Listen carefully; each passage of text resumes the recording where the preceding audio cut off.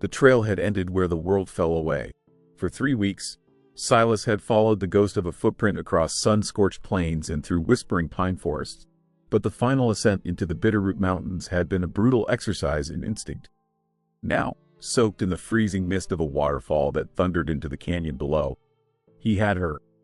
He moved with a predator's patience, his worn leather boots making no sound on the slick, moss-covered stone. The cave was a shallow wound in the rock face, hidden behind the roaring curtain of water, a desperate, final hiding place. His Winchester felt like an extension of his arm, its weight familiar, its purpose absolute. The job was the job. The trail never lied. He pushed through the cascade, the shock of the cold water a welcome baptism that cleared his mind. And there she was, not cowering, not weeping, but kneeling on the damp ground, her back ramrod straight. The woman he knew as Lily. Her dress, once fine by the look of the fabric, was shredded and stained. Her face was gaunt, smudged with dirt, and framed by a wild tangle of dark hair. But her eyes, when they met his, were not the eyes of a flighty gold digger. They held the defiant fire of a cornered wolf. In her hands, she clutched a small, intricately carved wooden bird as if it were the last sacred thing on earth. "Silas," she said. Her voice was a raw whisper, yet it cut through the roar of the falls. She knew his name. Good. It would make this simpler. "Bartholomew Thorne sends his regards," Silas stated, his own voice flat, devoid of emotion. He kept the rifle lowered but ready. "The contract is simple. You come with me peacefully. And if I don't," the question wasn't a plea, it was a challenge. "Then I take you by force," he said. It was the code. Find the quarry, complete the contract, collect the bounty. Sentiment was a poison that had killed better men than him. He'd learned that lesson in a blood-soaked Oregon Valley years ago and had never forgotten it. Lily rose slowly, her movements stiff with exhaustion and cold. "You think you're hunting a runaway bride? A woman who got cold feet before marrying the richest cattle baron in the territory?" "I don't think," Silas corrected. "I track. Your trail led me here. That's the only truth I need." A bitter, desperate laugh escaped her. "The trail? You trust a path of broken twigs and scuffed earth more than a human being?" She took a step closer, her gaze unwavering. "Let me tell you what kind of trail you've been following. Tracker. It's the trail of a witness. The only witness to a murder." Silas's expression didn't change, but a flicker of something unwelcome stirred within him. He'd heard the rumors in town. Thorne's partner, Elias Vance, had disappeared a month back. Thorne claimed he'd run off with company funds. Convenient. "I was there," Lily whispered, her voice cracking now with the memory. "At the land office. Thorne thought I was waiting in the carriage. I saw him. He and Elias were arguing over a deed. Elias accused him of fraud, of stealing land from homesteaders. Thorne. He didn't hesitate." Her hand tightened on the wooden bird. He used a letter spike from the clerk's desk. In the throat. Elias never made a sound. Silas remained silent, his mind working, processing the raw terror in her voice. It didn't sound like a lie. It sounded like a confession torn from a place of profound trauma. "The wedding wasn't a celebration," Lily continued, her voice gaining a frantic edge. "It was a sentence. My sentence. Once I was his wife, who would believe me? I'd be his property, locked away on that ranch until he decided I was too much of a liability to keep breathing. Returning with you isn't a journey back to a wedding, Silas. It's a walk to my own grave." He'd heard stories like this before. Desperate people told desperate lies. But the fear in her eyes was primal. It was the same fear he had seen in his wife's eyes just before the end. He pushed the memory away, locking it back in the iron box in his soul where it belonged. "Thorne's a powerful man," he said, testing her. "Why run? Why not go to the law?" "The law?" She spat the words. "Sheriff Brody eats at Thorne's table 3 nights a week. The judge is his cousin. There is no law in that valley but Bartholomew Thorne." The roar of the waterfall seemed to grow louder, filling the silence between them. Silas looked at the woman before him. Her torn dress, her bare feet, the fierce, desperate courage in her eyes. And for the first time in years, the rigid lines of his code began to blur. The job was the job, but this wasn't a retrieval. It was a delivery to a monster. "His men aren't far behind you," she warned, her gaze darting toward the mouth of the cave. "And they aren't trackers like you. They're killers. Their orders are to bring me back, but if I'm too much trouble." She left the rest unsaid. As if summoned by her words, The sound of hoofbeats echoed up from the canyon floor, faint but unmistakable. They were followed by the sound of a man's rough voice, carried on the wind. Lily flinched, her eyes locking with Silas's, wide with terror. The voice grew louder, closer. "You got her? Track her," he called. "Name's Jeb. The boss is paying a bonus if you bring her down now. Less trouble that way." The casual cruelty of the words landed like a physical blow. Bring her down, not bring her back. It was confirmation of everything Lily had said. This was an execution, and he was the delivery man. In that heart-stopping moment, Silas's entire world tilted. The code that had been his shield, his identity, shattered. He saw the path ahead, and it split into two irreconcilable trails. One led back to his cold, empty life, his reputation intact, his hands stained with the blood of an innocent woman. The other led here, into this freezing cave, into a fight that was not his own, a fight that would make him a hunted man. He looked at Lily, at the carved bird she held as if it contained the last of her hope. He saw the tremor in her hands, but not in her gaze. She was ready to die fighting. Silas made his choice. The trail had ended. A new one was about to begin. He didn't raise his rifle to Lily. He turned, his movements fluid and certain, and stepped out from behind the waterfall's curtain. He aimed the Winchester down the treacherous path at the figures now visible below. Jeb and two other men were dismounting, their faces smug with anticipation. Silas chambered around, the sound a sharp, metallic promise in the roaring air. "You'll have to come through me first," he called down, his voice a low growl that carried over the thunder of the water. The surprise on their faces was the last thing he saw before the world erupted in gunfire. The canyon exploded in a cacophony of ricocheting lead and enraged shouts. Jeb, Thorne's lead man, was the first to recover from the shock, his pistol barking in a panicked response. Bullets whined past Silas, chipping stone from the cliff face near his head. He didn't flinch. He was back in his element, a place of cold calculation where survival was the only creed. "Get back inside," he yelled to Lily, firing a single, deliberate shot that sent Jeb scrambling for cover behind a cluster of boulders. Silas wasn't aiming to kill, not yet. He was aiming to control the space, to buy them seconds they desperately needed. He had seen the weakness in the trail during his ascent, a section of loose scree held in place by a few precariously balanced rocks. While Thorne's men were pinned down, he worked his way to the edge of the cliff face, using the butt of his Winchester to dislodge the keystone. With a deep groan, the mountainside seemed to sigh and release.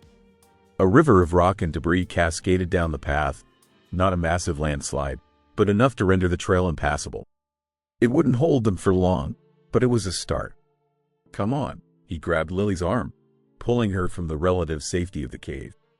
"There's another way out, higher up." He dragged her toward a narrow fissure in the back of the cave, a dark, uninviting crack he'd noted upon his initial assessment. The ensuing journey was a blur of instinct and endurance. They scrambled over jagged rocks and navigated treacherous ledges, Silas moving with a grim purpose, Lily keeping pace with a resilience that continued to surprise him. The sounds of the hunters faded behind them, replaced by the howl of the wind and the strained gasps of their own breathing. Distrust was a palpable third presence between them. Silas was all sharp edges and clipped commands, his mind focused entirely on the trail ahead. Lily, though clearly grateful, followed with a wary distance, the memory of him as her captor still fresh. Their fragile alliance was tested at the river. It was a churning, whitewater artery of melted snow, too wide to jump, too swift to wade through casually. "We cross here," Silas stated, his gaze already calculating the current. "It's freezing," Lily said, her voice trembling slightly as she eyed the torrent. "Freezing is better than dead," he replied curtly. He found a fallen pine, and with immense effort, managed to wedge it between a boulder on their side and a rock outcropping on the other, creating a makeshift, precarious bridge. "Go," he ordered. "I'll be right behind you." Lily hesitated for only a second before moving onto the slick, narrow log. Halfway across, her foot slipped. She cried out, her arms flailing as she fought for balance. In two long strides, Silas was on the log behind her, his hand clamping around her arm like a vice, steadying her. For a moment, they stood frozen, the icy water roaring below them, his grip the only thing keeping her from being swept away. Her eyes, wide and terrified, met his. The raw fear in them was a mirror to a past he could never outrun. He pulled her the rest of the way across, his touch impersonal, his face a mask. They pressed on, soaked and shivering, as the sky turned a bruised purple. A sudden, violent thunderstorm broke over them, lashing the mountains with blinding lightning and cannon-shot thunder.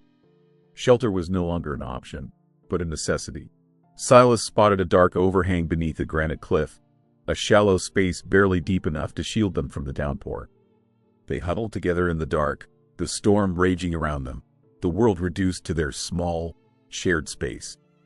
Shivering uncontrollably, Lily wrapped her arms around herself, her teeth chattering.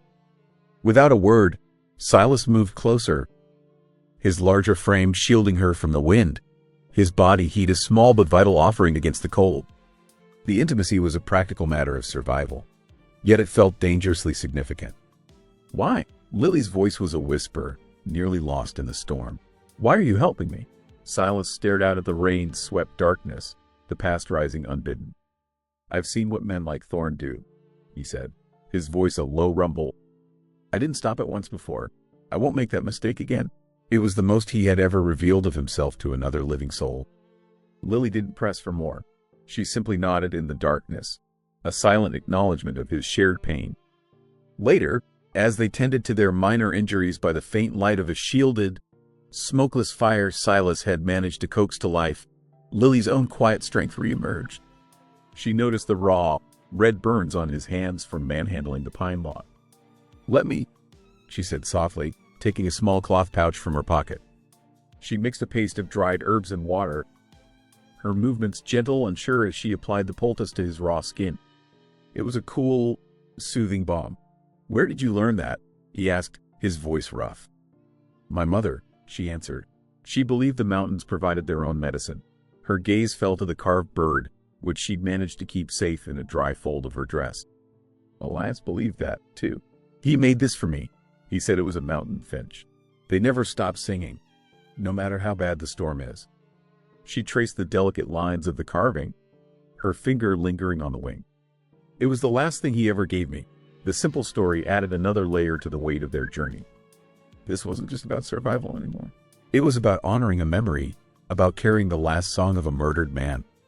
After 3 days of grueling travel, a fragile trust had been forged in the crucible of the wilderness. They moved with a shared rhythm, communicating more through glances and gestures than words.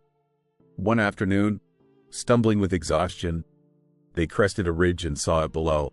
A small, isolated trapper's cabin nestled in a grove of aspens, a thin curl of smoke rising from its chimney. Hope, sudden and fierce, surged through them. A real roof, a warm fire, a night free from the gnawing cold and the fear of the unseen hunters. "Wait here," Silas cautioned, though his own relief was palpable. He scouted the cabin from a distance, watching for a full hour. No movement, no horses, the smoke was the only sign of life. "It looks abandoned," he finally said, rejoining her. Maybe a fire left to smolder. They let their guard down, the promise of shelter overriding years of hard-won caution. They approached the cabin, their steps quickening with anticipation. The door was slightly ajar. Silas pushed it open, his rifle at the ready, and they stepped inside. The scene that greeted them froze the blood in their veins. A fire glowed in the hearth, casting a warm light over the single room. A rough-hewn table was set with a plate of half-eaten stew and a hunk of bread. It wasn't abandoned. It was occupied. From the dark loft above, a floorboard creaked. They had not found shelter. They had walked into a trap. A low, gravelly chuckle echoed from the shadows of the loft. Silas instinctively pushed Lily behind him, the Winchester snapping up to his shoulder, its muzzle trained on the dark opening above. The air in the cabin grew thick and still, heavy with the scent of wood smoke and imminent violence. "Didn't figure on company," the voice rasped, a sound like stones grinding together. "Been a long time since anyone but ghosts came knocking." Slowly, a figure emerged from the darkness. He was a wiry old man, ancient as the mountains themselves, with a wild mane of white hair and a beard that cascaded down his chest. His buckskins were worn to a fine suede, and his eyes, buried in a roadmap of wrinkles, held a crazed, feral light. He leveled an ancient, double-barreled shotgun at them, its twin muzzles like dark, unforgiving eyes. "State your business," the old man demanded. "Or by God, I'll send you to meet your maker right here and now." Silas kept his own rifle steady, his mind racing. This wasn't one of Thorne's men. This was something else entirely. A hermit, a prospector, a man who had left the world behind and would likely kill to protect his solitude. "We mean no harm," Silas said, his voice calm, even. He slowly lowered the barrel of his rifle, a gesture of de-escalation. "We saw the smoke. We're lost and looking for shelter from the cold." The old man's eyes narrowed, unconvinced. "Everyone's lost up here," he grunted. "That's the point." It was Lily who broke the standoff. She stepped out from behind Silas, her hands held open and empty, a gesture of peace. The old prospector's gaze flickered to her, his shotgun wavering for a fraction of a second. "Please, sir," she said, her voice soft but clear. "We're not a threat. You look like you could use a proper meal. We don't have much, but we'd be honored to share it." She reached into her satchel and pulled out the last of their provisions, a small piece of dried venison and a handful of wild onions. It wasn't much, but to a man clearly on the edge of starvation, it was a feast. She placed the offering on the table, then stepped back. The old man stared at the food, then at Lily, his crazed eyes softening with a flicker of confusion. He slowly, grudgingly, lowered the shotgun.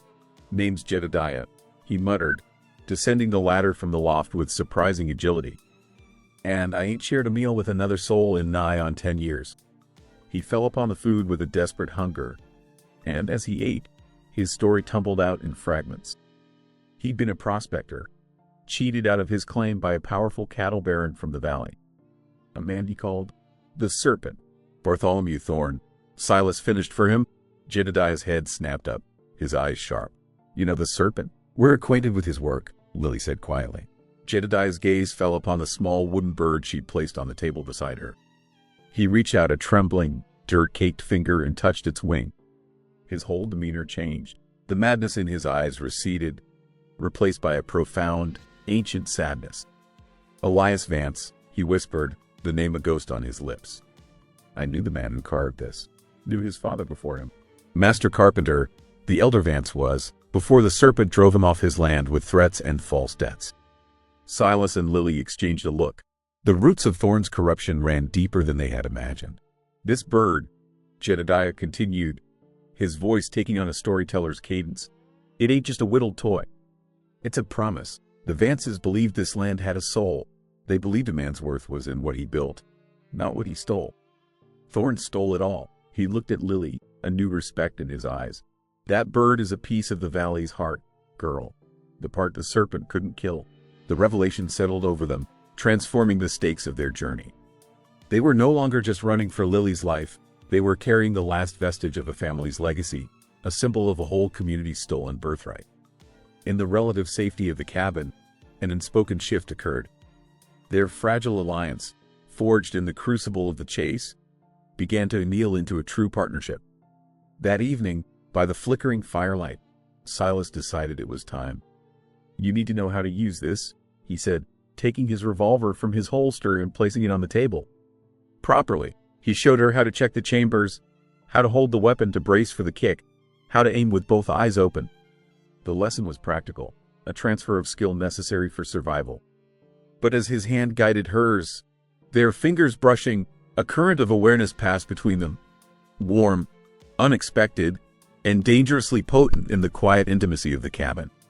It was a spark of life in a world that had been defined by the threat of death. Jedediah, having finished his meal and now nursing a tin cup of hot water, had been watching them with his shrewd, knowing eyes. "The Serpent won't give up on you," he warned, breaking the spell. "He's got a tracker on your trail, an Apache they call Kale. The ghost." Silas tensed. He'd heard of Kale, a legend in the territories. A man who could follow a shadow across bare rock. "He's as good as you are, Silas," Jedediah said, using Silas's name for the first time. "Maybe better, and he ain't got a conscience to slow him down. I seen his sign, a single black feather left on a trail. Saw it just a day's ride from here." The fragile sense of security the cabin had offered evaporated. The hunter who had been a faceless threat was now a name. A legend, a ghost at their heels. "We leave at dawn," Silas said, his voice grim. But Jedediah, who had moved to the cabin's single, grime-covered window, suddenly fell silent. He stared out into the moonlit clearing, his body rigid. He raised a trembling, skeletal finger. "Dawn might be too late," he whispered, his voice a dry rasp of fear. The ghost sign. Silas and Lily moved to the window, following his gaze. There, on the lowest branch of a lone pine tree at the edge of the clearing, a single black feather had been carefully, deliberately, tied. It twisted slowly in the wind, a dark and silent message. Cale wasn't just close. He was already here. He was watching them. The feather was a declaration of war. Before the sun had even hinted at its return, they were gone, melting into the pre-dawn chill like wraiths. Jedediah had given them what was left of his supplies, a little jerky, a handful of parched corn, and a final, grim piece of advice. Don't follow the easy trails. Cale will expect that. Follow the pain. And so they did. The chase became a relentless, brutal chess match played across the harshest terrain Silas had ever navigated. Cale was more than a tracker. He was a phantom, a master of psychological warfare. He didn't pursue them from behind. He seemed to exist all around them, a suffocating, omnipresent threat. Silas, pushed to the absolute limit of his skill, became a ghost himself. He led Lily across scree fields that would hold no print, had them wade for miles up the icy spine of a mountain stream to mask their scent, and forced them to scale sheer rock faces where a single misstep meant a final, fatal plunge. He read the landscape like a sacred text, seeing the subtle signs of Cale's passage. A single, overturned stone, a branch bent at an unnatural angle. The ghost was herding them, not chasing them, pushing them toward a place of his own choosing. Lily was no longer just a charge to be protected. She was a partner in their desperate flight. The fear that had once shadowed her eyes was burned away, replaced by a core of hardened steel. She moved with a grim, silent determination, her trust in Silas absolute. Their communication became a thing of instinct, a shared glance, a subtle hand signal. There was no breath for words, no energy for anything but the next step, the next handhold, the next agonizing mile. One night, after a grueling day of climbing that had left their muscles screaming and their hands raw, they found shelter in a shallow rock crevice, a space so tight they were pressed together from shoulder to knee. The temperature had plummeted, and a cruel, biting wind scoured the exposed rock face. For the first time in days, they felt a fleeting sense of security, a belief that Cale could not possibly find them in this high, lonely place. It was then that Lily's unbreakable composure finally fractured. She began to tremble, a deep, shuddering tremor that had nothing to do with the cold. It was the cumulative weight of terror, exhaustion, and grief finally breaking through. A low, ragged sob escaped her, a sound of pure, undiluted despair. Silas, who had held his own demons at bay with a rigid, iron will, felt his carefully constructed walls crumble. The sound of her pain was an echo of a loss so profound it had reshaped his soul. He looked at her, huddled in the darkness, and saw not just a woman at her breaking point, but a reflection of his own shattered past. Without conscious thought, he moved, wrapping his arms around her and pulling her tight against his chest. He offered not just his warmth, but the solid anchor of his presence against the storm of her fear. She buried her face in his shoulder, her sobs muffled against the worn leather of his jacket. He held her, saying nothing, simply letting her release the poison of her terror. When her trembling finally subsided, she didn't pull away. In the shared darkness of their high sanctuary, he found himself speaking, the words emerging raw and unbidden from the locked vault of his memory. "My wife, my son," he began, his voice a rough whisper. "We were on the trail to Oregon, a small homestead. That was the dream. He could see it as if it were yesterday. Sarah's bright smile, young Thomas's laughter.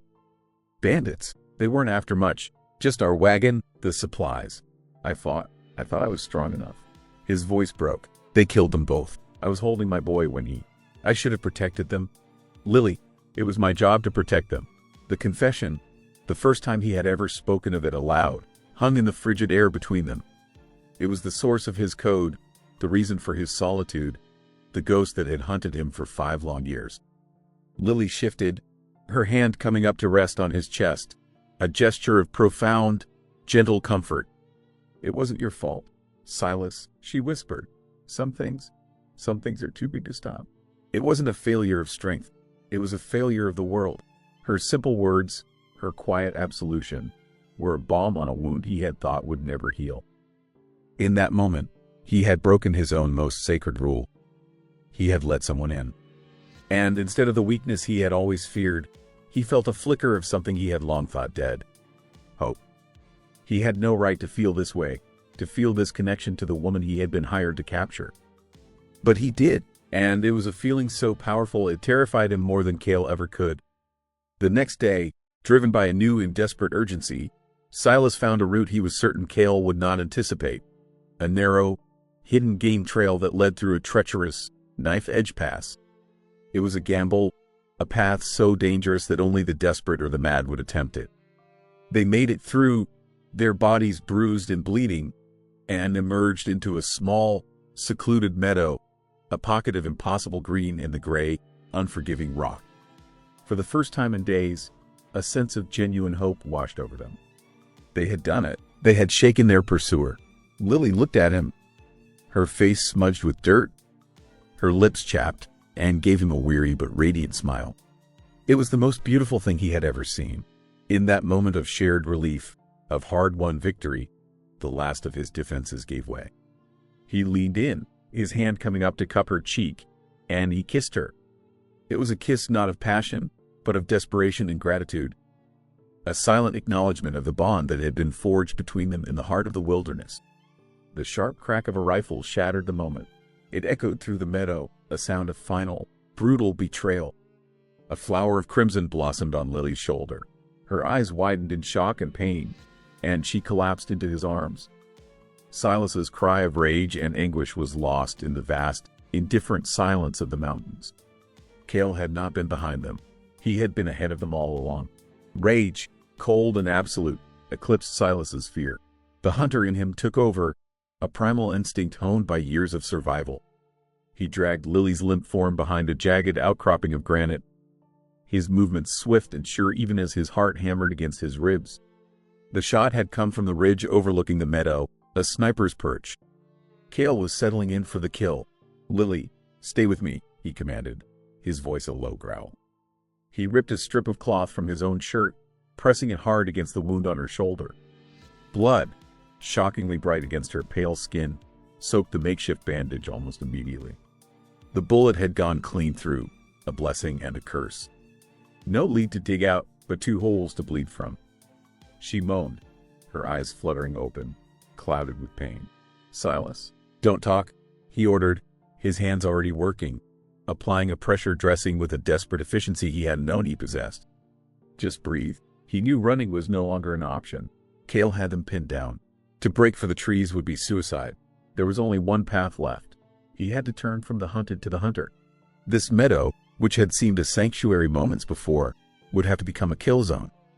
As Lily drifted into a feverish state, her head lolling against his arm, Silas surveyed the terrain. A shallow cave was carved into the rock face a dozen yards away, partially obscured by a thicket of wild berry bushes. To the west, a swift-moving river bent sharply, its banks littered with fallen logs and boulders. It was a perfect place for an ambush. "I have to move you," he whispered, his lips close to her ear. "It's going to hurt." Gathering her into his arms, he made a desperate, low-crouching dash for the cave. A second shot rang out, kicking up dirt just inches from his heel, but they made it. Inside, the small cave offered meager but vital cover. He laid Lily down gently, propping her against the cool stone wall.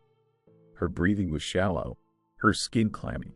In her delirium, her fingers found his, her grip surprisingly strong. "Knew you wouldn't let him take me," she murmured, her eyes unfocused. Her absolute faith in him was a hot brand on his soul.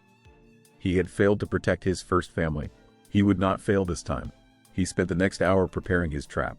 Every movement was a study in lethal purpose. He used his knife to fashion a tripwire from a leather thong, connected to a precariously balanced deadfall log near the riverbank. He sharpened stakes and embedded them in the soft earth, hidden by leaves and mud. He created false trails, subtle invitations that would lead Cale directly into the heart of the ambush. He was no longer just a tracker. He was a warrior, every nerve alight, every sense honed to a razor's edge. The detached professional was gone, replaced by a man fighting for the only thing in the world that mattered. As the sun began to dip below the ridge, Silas took his position behind a cluster of boulders near the river bend, his Winchester cradled in his arms. He waited. The silence of the meadow was a living thing, broken only by the rush of the river and the faint, fevered sound of Lily's breathing from the cave. Cale came at dusk, moving like smoke through the trees. He was a tall, lean man, his movements fluid and unnervingly silent. He didn't follow the false trails directly but moved parallel to them, his dark eyes scanning every detail, every shadow. He was too good, too cautious. He was circling the trap. Silas's heart pounded, a slow, heavy drum against his ribs. He knew Cale would eventually find the cave. He had to draw him in. Taking a calculated risk, Silas moved, a flicker of motion just enough to be seen. Cale's head snapped in his direction. For a long moment, they were locked in a silent standoff across 50 yards of open ground. Then, with a speed that defied belief, Cale charged. Not firing, but closing the distance, a long-bladed knife appearing in his hand as if by magic. This wasn't a contest of rifles. It was a primal, close-quarters battle. Silas met the charge, his own knife drawn. The next few minutes were a brutal, chaotic dance of flashing steel and desperate strength. They crashed into the river, the icy water stealing their breath, their struggle a savage explosion of violence. Cale was faster, more agile, but Silas was fueled by a righteous fury that gave him an almost inhuman strength. He felt the searing pain as Cale's blade sliced his forearm, but he ignored it. He drove his shoulder hard into the Apache's chest, sending them both tumbling over a submerged rock. For a moment, they were both underwater. Silas came up first, gasping, and saw Cale staggering to his feet. He lunged, not with his knife, but with a heavy, water-smoothed rock from the riverbed. The blow landed with a sickening crunch. Cale fell backward into the current, his eyes wide with surprise, and was swept away by the river's unforgiving embrace. Silas stood, chest heaving, the adrenaline draining from him, leaving only a deep, bone-weary exhaustion and a throbbing pain in his arm. It was over. He staggered back to the bank and collapsed, his gaze turning to the cave where Lily lay. He had won, but the victory felt hollow. He forced himself to his feet and searched Cale's body, which had washed up against the deadfall trap he'd set. Tucked inside the tracker's waterproof satchel was a leather dispatch case. Silas opened it. Inside, beneath a map of the territory, was a folded letter, sealed with Thorne's distinctive wax stamp. He broke the seal. The letter, written in Thorne's arrogant script, was not just an order, but a confession. Cale, it read, the tracker, Silas, has proven a complication. He has taken the woman's side. Your new orders are simple. Eliminate them both. Make it look like an accident in the mountains. No witnesses. Her testimony about the Vance affair cannot be allowed to surface. I have recorded the details of that transaction, along with others, in my private ledger. Once you have dealt with them, return for your bonus. BT Silas stared at the words. My private ledger. It was proof. Hard, undeniable proof that could bring Thorne's entire empire crashing down. They had what they needed to destroy him. But the victory was a phantom. He and Lily were both wounded, miles from help, with no food and a fever that was likely worsening in the damp cave. He looked up at the darkening sky, a profound sense of despair settling over him. He had won the battle, but he was about to lose the war. Just as the last of his hope began to fade, a figure appeared at the mouth of the cave. It was a silhouette against the twilight, lean and stooped. Silas scrambled for his rifle, his heart lurching. Hold your fire, son, a familiar, raspy voice called out. It was Jedediah, the old prospector, a smoking pipe clenched in his teeth. He had a mule laden with supplies behind him. He surveyed the scene. Silas bleeding by the river, the faint moans from the cave, the palpable sense of desperation. He offered a cryptic, almost toothless smile. Knew the serpent would send his ghost, he said, his voice a low grumble. Looks like you sent him back to hell. Now let's get you patched up before the real wolves arrive. Jedediah's shelter was a place that existed outside of time, a dugout burrowed into the side of a hill, its entrance concealed by a curtain of ancient ivy. Inside, it was surprisingly dry and warm. the air thick with the smells of pine smoke, dried herbs, and old leather.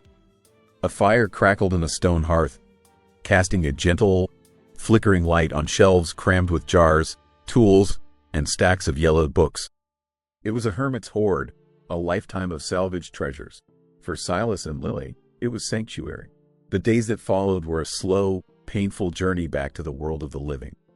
Jedediah, for all his eccentricity, possessed a deep, practical knowledge of healing. He cleaned their wounds with a sharp-smelling herbal wash and stitched Silas's forearm with a deftness that belied his gnarled hands. He brewed teas from willow bark for Lily's fever and fed them a thin, nourishing broth made from a freshly caught rabbit. "The mountains provide," he grumbled, stirring the pot, "if you know how to ask proper." Under his gruff care, they began to heal. The fever broke, and color slowly returned to Lily's cheeks. The raw edges of Silas's exhaustion began to soften. In the quiet stillness of the dugout, with the threat of the hunt finally lifted, they talked. They spoke of the past that had shaped them and the future that now, improbably, stretched before them. "We can't stay here forever," Lily said one afternoon, her voice still weak but clear. She was sitting propped against a pile of furs, holding Thorn's incriminating letter in her hands. "This changes everything. We have to go back."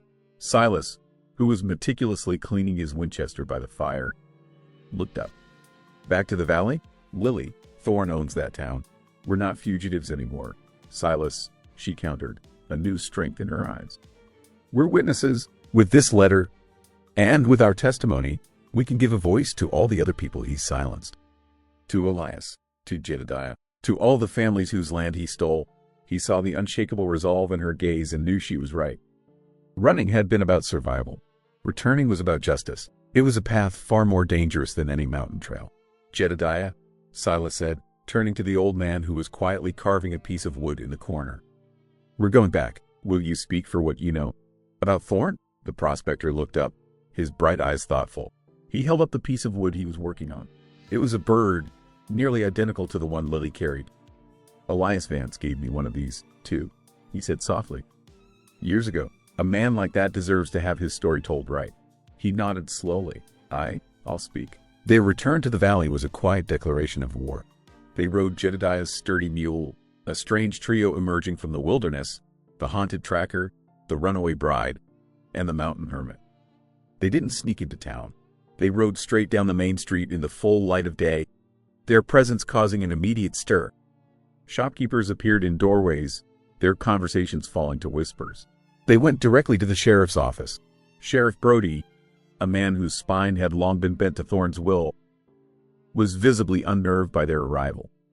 "Silas? Mrs. Vance, or Miss," he stammered, unsure of Lily's status. "It's Lily," she said, her voice clear and strong. "And we're here to report a murder." "Several. In fact." She placed Thorn's letter on the sheriff's desk. As Brody read it, the color drained from his face. Jedediah stood in the doorway like an ancient sentinel, his shotgun held loosely in his hands, a silent promise of consequences should the law fail to do its duty. The final confrontation happened at the saloon, the heart of Thorn's power. He was holding court at his usual table, surrounded by his sycophants. When Silas, Lily, and Jedediah entered, Sheriff Brody trailing reluctantly behind them. Thorn's face, when he saw them, was a mask of disbelief that quickly curdled into pure, venomous rage. "You," he hissed, rising to his feet. "It's over, Thorn," Silas said, his voice level. He felt strangely calm. The ghosts of his past were finally silent. He was no longer running. He was standing his ground. "We have your letter to Cale," Lily stated, her voice ringing with a conviction that captured the attention of everyone in the saloon. "We have your confession. You murdered Elias Vance. You've been terrorizing this valley for years. But today, it ends." Thorn laughed, a harsh, ugly sound. "A letter? The word of a mad prospector and a runaway whore against mine? This town belongs to me." "Not anymore," a voice called from the back of the room. An old farmer, whose land bordered Thorn's ranch, stepped forward. "My son saw you with Vance the day he disappeared, Thorn." He was too scared to speak up then. "He's not scared anymore." Another voice joined in, then another. A dam of fear that had held for years finally broke. The saloon filled with the stories of Thorne's victims, a chorus of hushed-up grievances now spoken aloud. Sheriff Brody, seeing the tide turn, finally found his courage.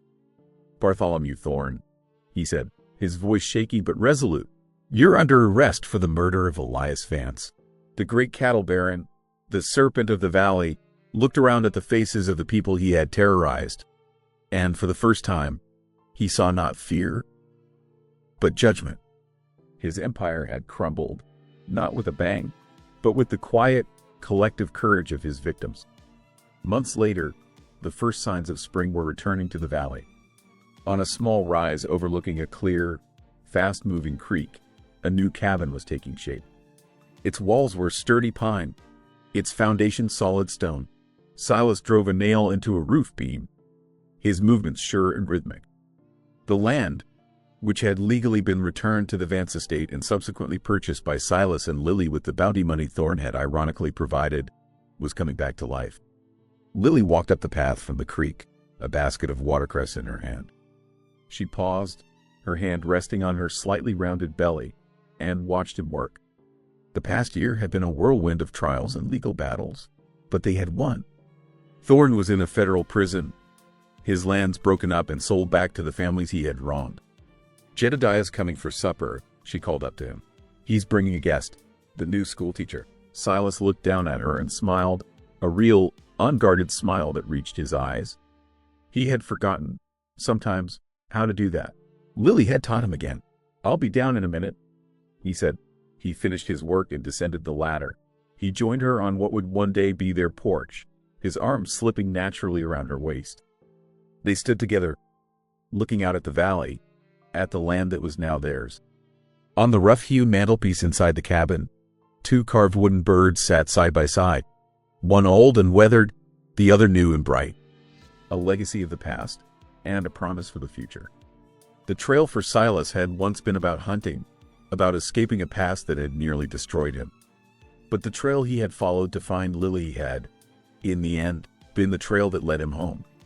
He had been hired to find a runaway bride, a woman he believed he could capture and contain. He hadn't expected to find his own heart, lost in the wilderness, waiting to be found. He leaned down and kissed her, a kiss of quiet contentment, of hard-won peace. The journey had been brutal, the cost high, but here, in the heart of the valley, with the woman he loved, he was finally free.